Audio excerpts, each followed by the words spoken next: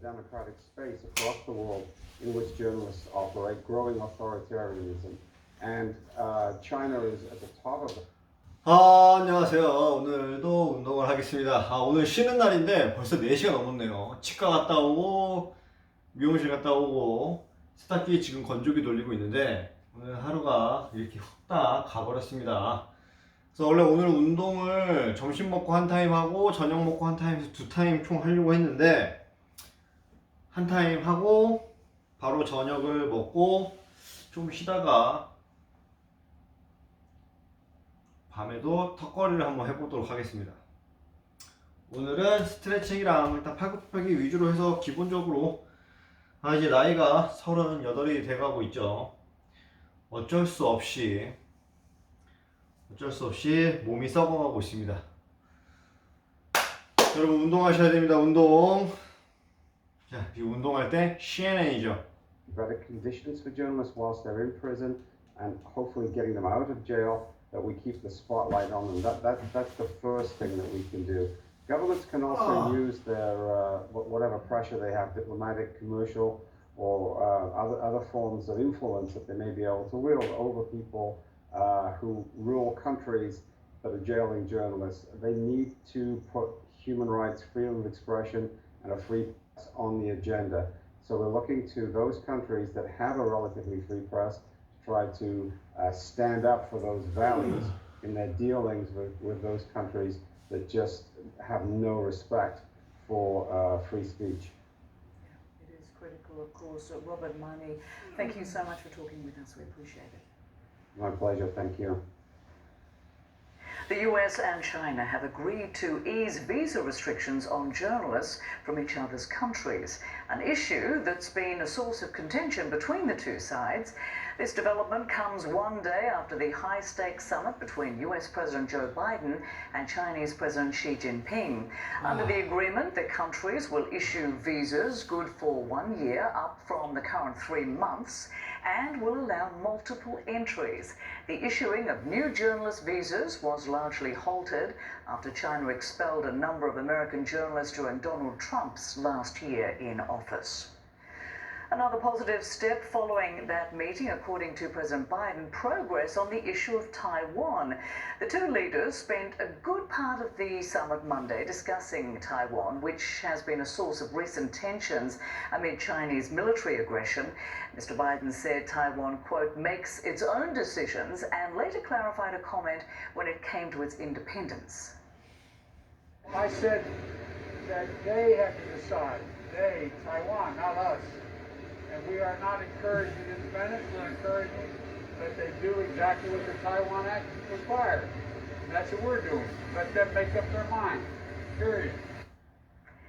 The president of Chile has survived an impeachment vote and will remain in office. Sebastián Piñera's allies secured enough votes in the Senate Tuesday to keep him in power. He had been accused of tax evasion after the Pandora Papers revealed he may have used his influence to secure the sale of a mining company in 2010. Piñera is not up for re-election when Chileans go to the polls this Sunday. His term ends in March. And coming up, a painting by artist Frida Kahlo smashes an auction record in New York. We will have the winning bid just ahead. Plus, a transatlantic trip like no other. One brave adventurer is hoping kite power will carry him across the ocean.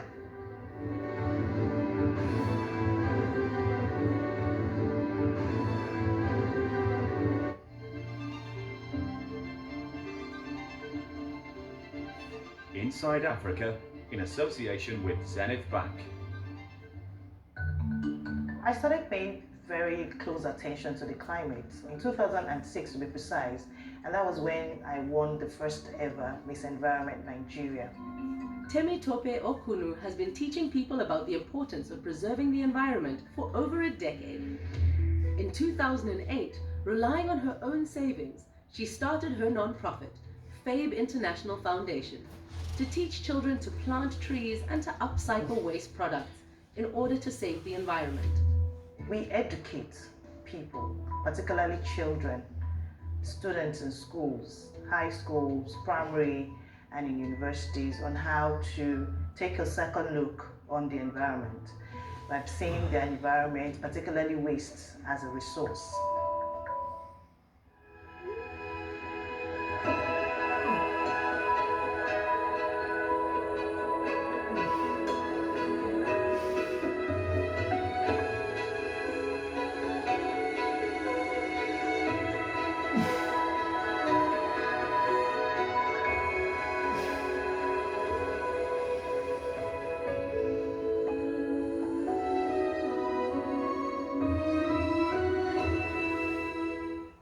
On this month's Living Golf, catch up with 3 stars of the women's game. Major winners Lydia Ko and Minchi Lee talk about the season so far. And Shane hits the course with Europe's Solheim Cup winner Emily Pedersen. Like you get this feeling of flow, like you know with your game, and then you mix that with a bit of confidence. Join me, Shane O'Donoghue, for this month's Living Golf. Saturday on CNN, in association with Golf Saudi.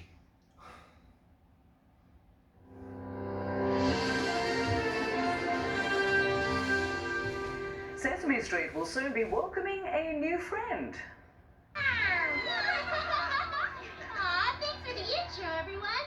I'm so excited to play with all my friends. Ji Young is a 7-year-old Korean-American character, part of a new special called See Us Coming Together. It celebrates the diversity of Asian and Pacific Islander communities as part of Sesame Street's Racial Justice Initiative. The special will debut next Thursday, which is Thanksgiving here in the United States. Ji Young will also be seen in future seasons of Sesame Street. A self-portrait by artist Frida Kahlo has set an auction record. The oil painting Diego and I sold Tuesday night for nearly $35 million, the highest price paid to date for artwork by a Latin American artist. Kahlo is seen teary-eyed in the painting, which also depicts her husband, Mexican muralist Diego Rivera, on her forehead. Sotheby's identified the buyer as Eduardo Constantini, the founder of a museum in Buenos Aires. And on Monday, art lovers spent over $675 million at a Sotheby's auction, the most valuable single-owner sale ever staged. A Rothko abstract sold for more than $82 million. The work, titled Number 7, was painted in 1951. It's the second highest price ever for one of his pieces. Jackson Pollock's Number 17, 1951, sold for just over $61 million, a new record for his work. The auctioned pieces come from the Macklowe collection, acquired by real estate mogul Harry Macklowe and his wife Linda. They filed for divorce in 2016, and a judge ordered them to sell the collection. A Portuguese kite surfer is setting sail on a daunting journey, a 6,000-kilometre trek across the Atlantic Ocean, fueled entirely by kite power. Francisco Finha says he wanted to challenge himself with the journey, which will take him from Portugal to the Caribbean island of Martinique. Lufinia will use 11 kites on a rotating basis. He says kite power is more efficient than traditional sails and can be used to harness more wind, but the trip is not without its challenges. I'm very much afraid of lost containers in the ocean, because if I hit the containers with my fiberglass boat, it will sink. Also, another kind of trash in the ocean. That's one of my biggest problems during this crossing. The kite surfer has already travelled 1,300 kilometres from Portugal to La Palma, a 5-day journey. Well done. Well, thanks so much for joining us. I'm Rosemary Church. I'll be back in 15 minutes. World Sport is coming up next. Don't go anywhere.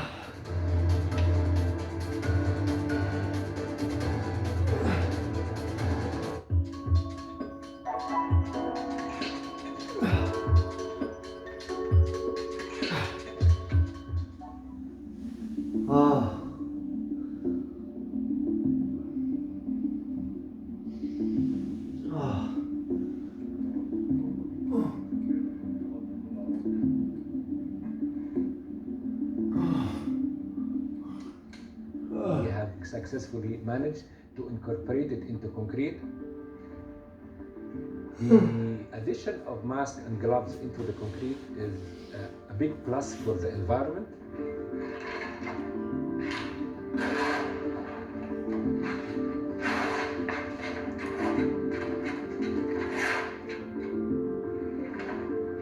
It reserves our resources of natural aggregates.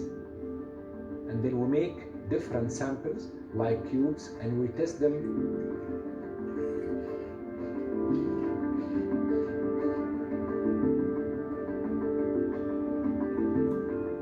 The key takeaway from this project is that our students responded to the needs of the society in a time of crisis.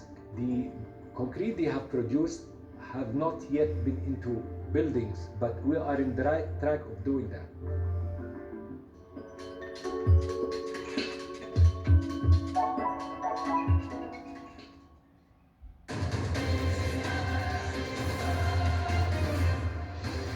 Hello, welcome to CNN World Sport. We begin with the heartbreaking testimony of Asim Rafiq, the former cricketer at the centre of the racism scandal that's rocked the English game and beyond. Fighting back tears as he went before British lawmakers, saying the treatment he received was inhuman.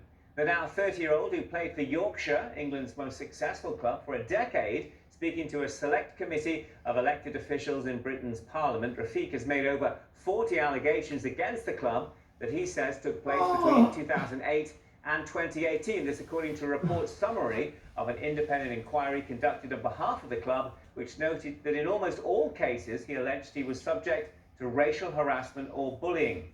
Rafiq even saying the experience left him close to taking his own life. Throughout the hearing, Rafiq sharing his experience at Yorkshire, saying racist language aimed at his heritage was used constantly, that nobody ever stamped it out. Rafiq, born in Karachi, Pakistan, but grew up in Barnsley, Yorkshire, speaking this Tuesday. I've got a bit of Karachi and a bit of Barnsley in me. I know that the pain that I went through for the next few months, no one could ever put me through that pain again. I genuinely thought that there might be some humanity left in some of these individuals. But no, it was. The initial response was, well, he's not talking about Yorkshire. He hasn't mentioned them. Then it was just all about discredit. I don't know how I've done it. I really don't. This process over the last 14 months has been difficult in a lot of ways, but I've kept putting myself and my wife. I can't even imagine as a parent hearing me speak now why I would ever want my kids to go anywhere near the game. And I don't want my son to go anywhere near cricket. But I think this is where it's the ECB and the counties to show that they can actually use this as an opportunity for the change and get them parents to understand and show them that we've messed up, but we're going to do this, this and this and make sure it doesn't happen to your kid. Just heartbreaking to listen to the courageous words of Asim Rafiq there. Now in a statement, the new chairman, Lord Patel, describing Tuesday as an incredibly difficult day for all associated with Yorkshire County Cricket Club, adding in part, Asim's courage in speaking up should be praised and nobody should underestimate how difficult it would have been to relive all of this in public. His wish to bring a voice to the voiceless should be an inspiration to provoke real change in the sport. There is no quick fix to the clear problems which have been identified, and the issues are complex, not least the charge of institutional racism, which must be addressed head-on. Asim noted that this is not about individuals, but rather the structure and processes of the club, and we need to tackle this. Well, for much more, do head to cnn.com/worldsport for all the latest details on a story that we do indeed pledge to stay right across.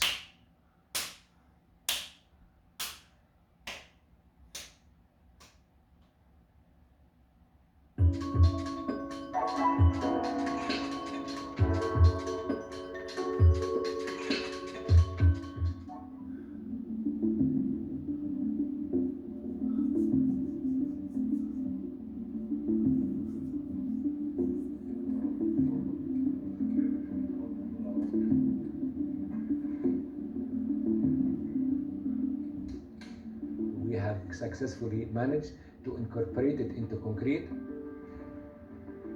The addition of masks and gloves into the concrete is a big plus for the environment.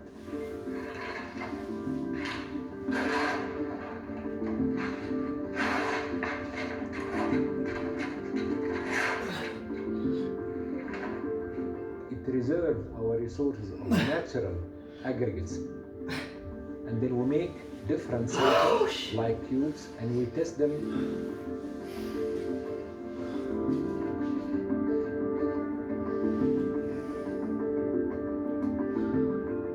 The key takeaway from this project is that our students responded to the needs of the society in a time of crisis. The concrete they have produced have not yet been into buildings, but we are in the right track of doing that.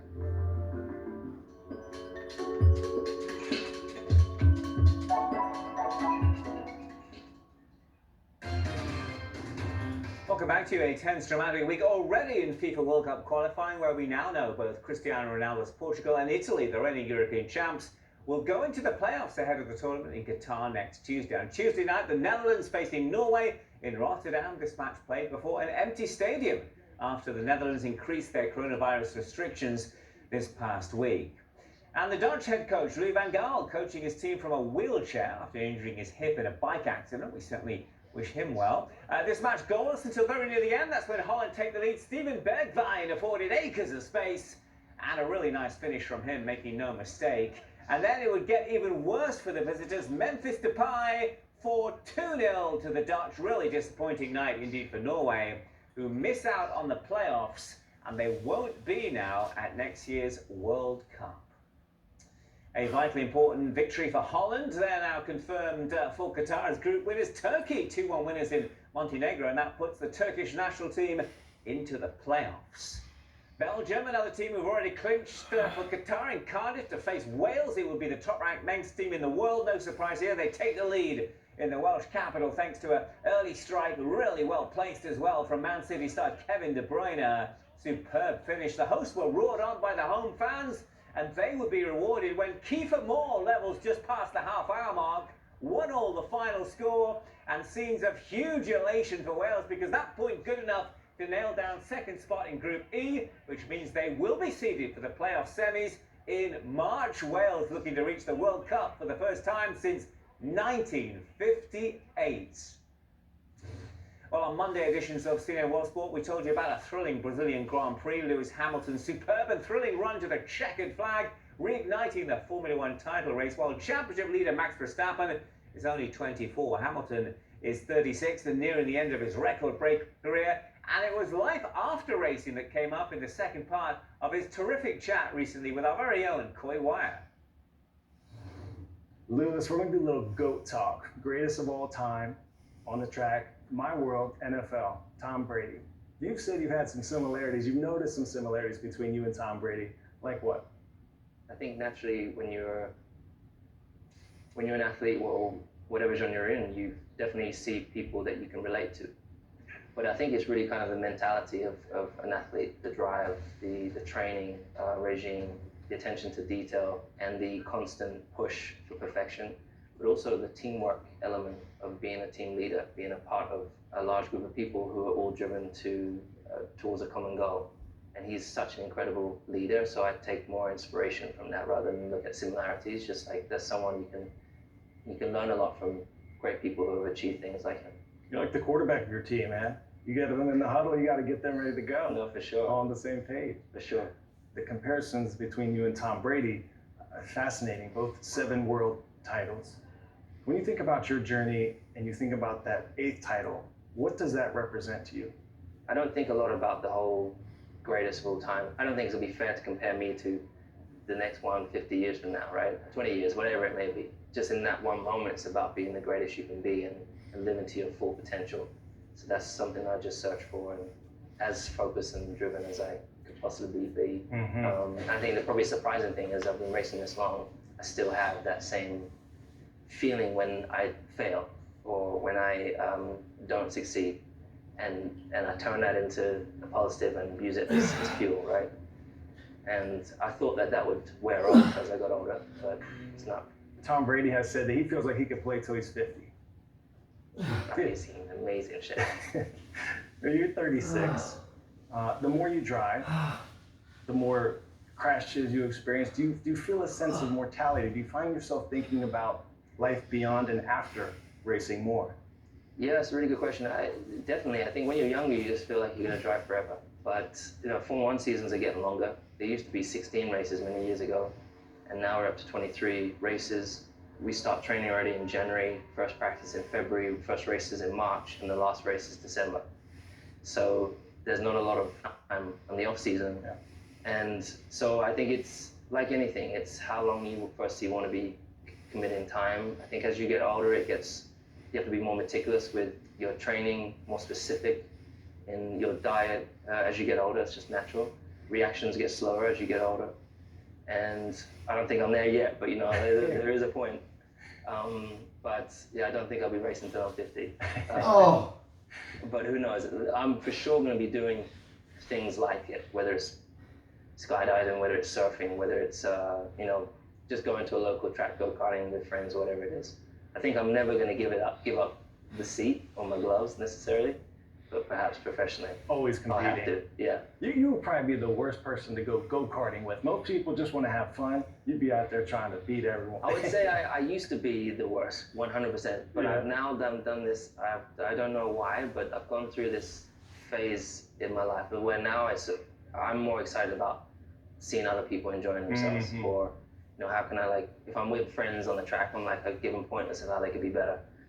As opposed to, because they're not competing, there's no competition, Right. But actually I have competition with my brother. He's probably the only person I do get really competitive with. And in what way? Just ever since we were kids, we've always been competitive with one another. We used to drive simulation games. Yeah. I remember there was one time, before we went to school, he set this lap time on this track, on this game. And I was like, I should be able to beat it. I spent the whole day trying to beat his time. Finally beat his time. He came back from school. He came in and sat down. I finally beat his time. He came and sat down and beat my time straight away. I was so frustrated. So yeah, we have that constant competition between us. Fascinating chat there. And on Tuesday, confirmation that Guangzhou will become the first Chinese driver in F1 history. He's been announced as Alfa Romeo's new driver for next season. The 22-year-old's arrival on the F1 circuit being hailed as an historic moment for the sport. And that will do it for this edition of World Sport. For the team here in Atlanta, we thank you for joining us. Do stay with CNN and have a terrific Wednesday ahead. Bye for now.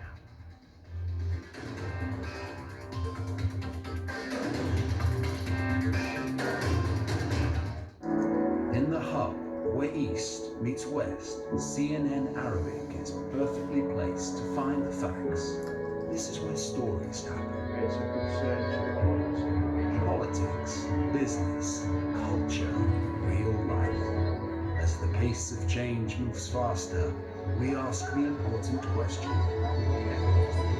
What is the truth? This is CNNArabic.com. We've missed the globetrotting and adventures, and we're longing to get out and go. This is living. Uncovering the city's DNA. Incredible. Meeting people who will share its secrets. And making discoveries that wow. It's a world of wonder. Now go and see it. Sunday on CNN, in association with Turkish Airlines. I'm Chris Cuomo. Let's get after it. Thursday, real-time host, comedian Bill Maher joins Chris for real talk about the pandemic, the Biden agenda, and the country's growing political divide. Cuomo Primetime, Thursday on CNN.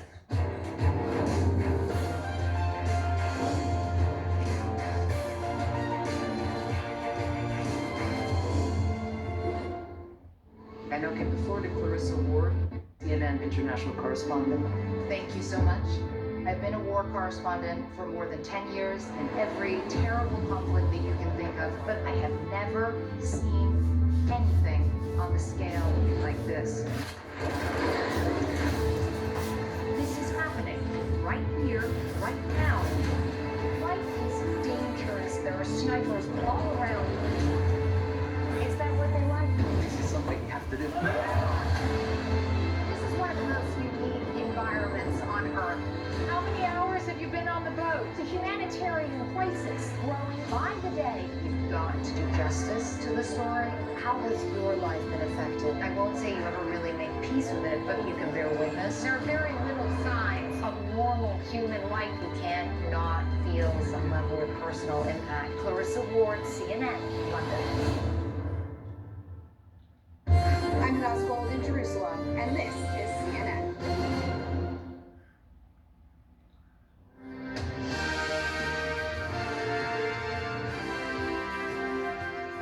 Hello and welcome to our viewers joining us from all around the world. I'm Rosemary Church. Just ahead here on CNN Newsroom, CNN was there when Polish security forces fired water cannons on rock-throwing migrants at the border with Belarus. We will bring that to you.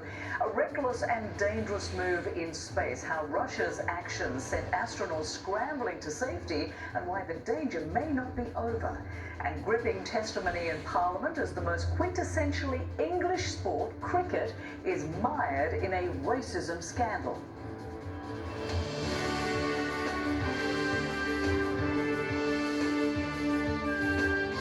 Live from CNN Center, this is CNN Newsroom with Rosemary 한국 Church. 편의 마지막으로 Thanks for joining 한 us. 번만 더 하고 Migrants 끝내도록 stranded 하겠습니다. along the Belarusian-Polish border are facing another day of uncertainty after Tuesday's melee. That's when their frustration over not being allowed into Poland and the rest of the European Union boiled over. Migrants threw rocks at Polish border guards who responded with water cannon and tear gas. Belarus claims the cannons fired toxic chemicals, and Poland has accused Belarus of equipping the migrants with stun grenades. There are people throwing stones, but also grenades. These grenades were not taken from Iraq, Syria, or other countries. These grenades could only be handed over to those who threw them at the policemen by the representatives of the services of the Belarusian regime. The EU is calling on Belarus to take urgent action to restore security, while the United Nations calls conditions at the border catastrophic. Matthew Chance has our report. This humanitarian crisis in Belarus is now a physical assault on Europe's borders. Migrants in desperate conditions here are trying to force their way in, hurling rocks at Polish border guards who are pushing back, and pushing back hard. It's got blasted with a water cannon. I can tell you the tension has really started to raise.